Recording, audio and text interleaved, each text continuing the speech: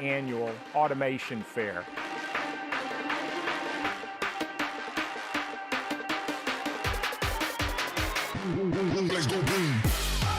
Expanding human possibility, expanding human imagination on the back of digital transformation. Now, let's start at the beginning.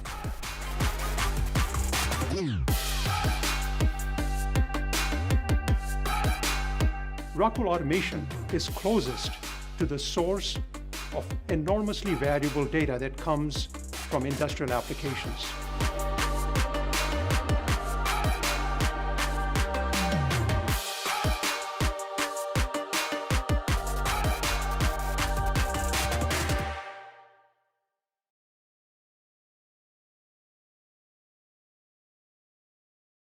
Hello, everybody, and welcome to this Rock Studios live broadcast.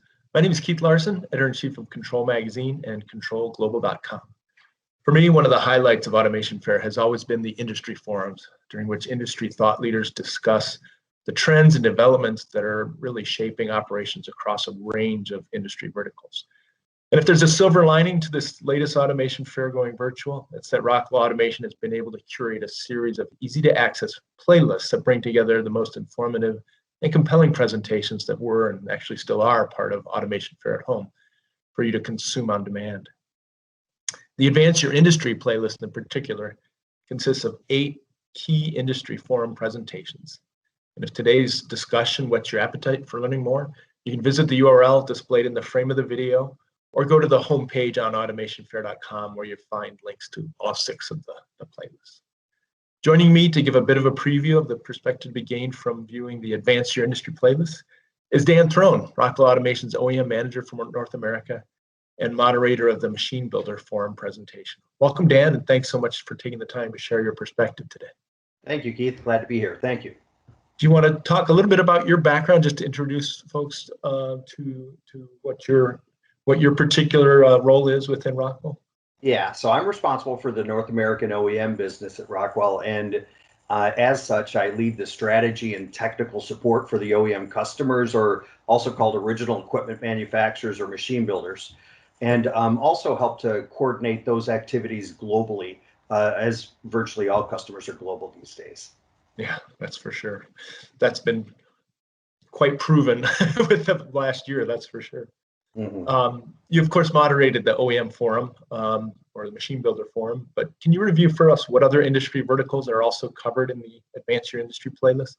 Yeah, I'm part of the industry and OEM team globally that Rockwell is aligned to, and some of the other industry forums this year were forums like the life sciences, food and beverage, automotive, oil and gas, chemical, mining, metals, and in each of those areas, it's very similar theme where we're bringing together industry experts to talk about the current trends, what technologies are in some ways impacting, and what some of the thought leaders are doing to get ahead of the challenges that they're facing in their industries. And this particular year, COVID has been front and center for all manufacturers and for machine and equipment builders.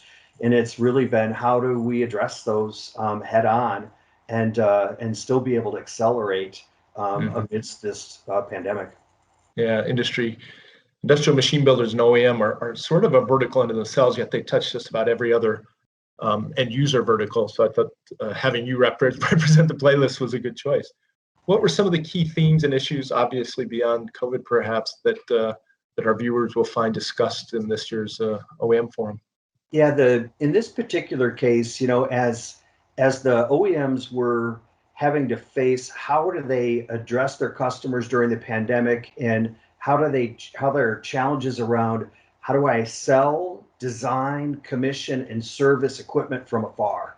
So that's why we came up with this idea around, hey, the forum's theme, if you will, or title this year was around your next remote future is here, right? Mm-hmm. And it was fun because we got a chance to bring together globally OEMs that all face the same challenges. And this forum allows us to bring up topics like, how are you doing this, or how are you able to survive or even excel amidst the pandemic? And then we ask that market leaders talk about how they're overcoming it. And we do this all in front of this audience of, hundreds of OEMs globally. And we ask polling questions around, hey, where are you at in your digital journey? How are you connecting digitally with your customers today? And what are your biggest challenges in introducing digital technologies or solutions to your customers? And then we sit back and we hear the dialogue around that. So it's been very informative. Yeah, I want to ask you to reveal the results of those polls. We got to have some reason for people to click through and go view the actual presentation. But despite the overall economic downturn that certainly was the year 2020, were there particular types of machines that still were in high demand, even though capital was constrained in a lot of verticals? Yeah, and actually we found that the OEM business was our highest performing segments globally. So really? that means that OEMs outperformed end users, system integrators, EPCs, et cetera, 3-1. So the performance was quite significant. And I think the reason for that is the pandemic forced manufacturers, end user manufacturers, to have to reconfigure, change the priority of output of their and yield from their plants and factories to accommodate the changing needs of the consumer's demands, right? So some of the segments are really, they might appear obvious, when we talk about them, but packaging configuration. So our packaging industry was up double digits. Our converting, so that's so packaging's food and bev, mostly home personal care products, right? Because everybody's at home. The converting business for all those paper products that everybody was, really eager to get their hands on. And other areas like material handling with all the corrugated business, right? All the ship to home. So material handling was just outrageous. It's almost triple digits up. And then when we look at things like manufacturing and assembly, so that includes things like personal protective equipment, medical devices like needles, IVs, et cetera, ventilators, all of that's in that manufacturing and assembly space for us. So those markets were up significantly. Yeah, that makes sense. Any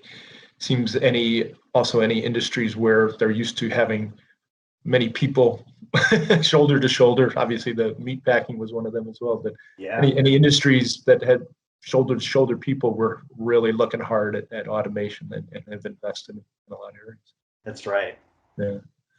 You mentioned the ability to provide, secure remote support to machine end users. It certainly would seem a logical way for OEMs to provide improved services and support.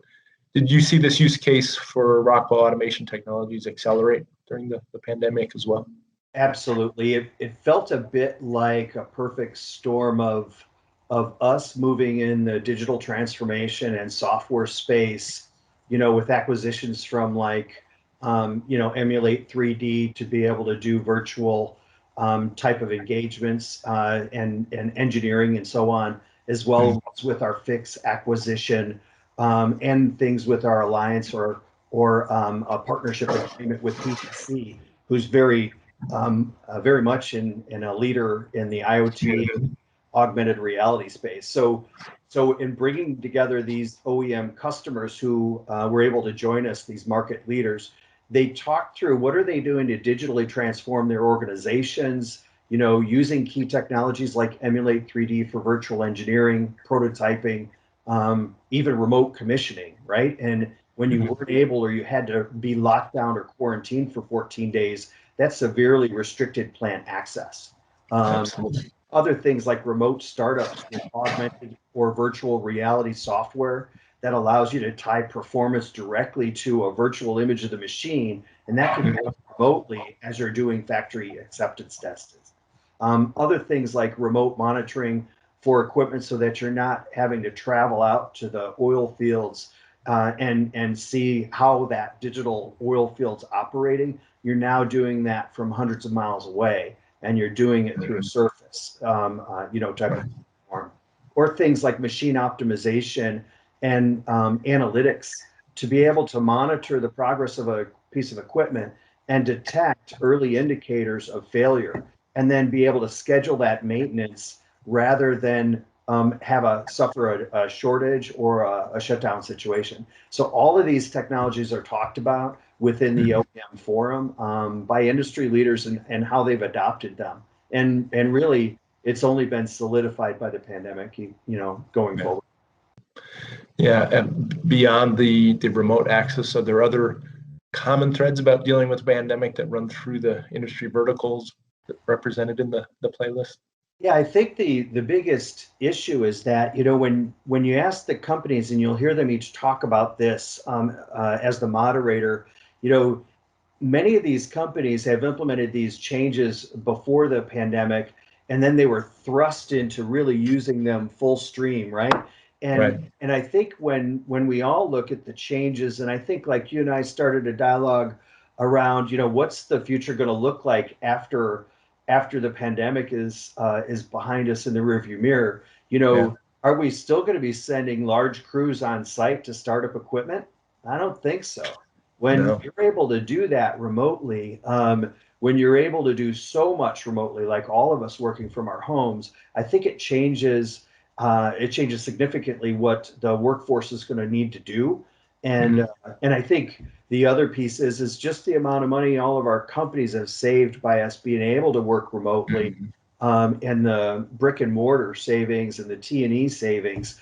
It is considerable. So I wonder what that balance will look like. And a lot of that was discussed on this forum as well.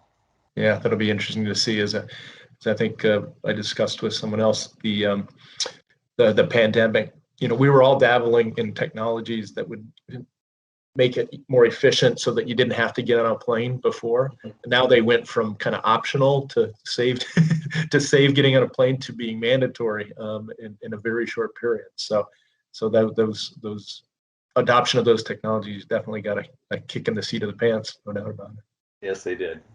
Yeah. Well, I want to thank you once again, Dan, for sharing your insights and perspectives with us today. I'd also like to thank all of you at your homes, offices, or wherever you might be joining from. And if we've piqued your interest to further explore the trend shaping your industry, or another one in which you're interested, I'd encourage you to visit the URL in the video frame and visit the rest of the playlist, or visit the homepage at automationfair.com, where you can access all 6 playlists of Automation Fair at Home content. Once again, this is Keith Larson, editor of Control Magazine and ControlGlobal.com, signing off for now. Take care, stay safe until next time. And Dan, thanks once again. Really appreciate you taking the time. Thank you, Keith.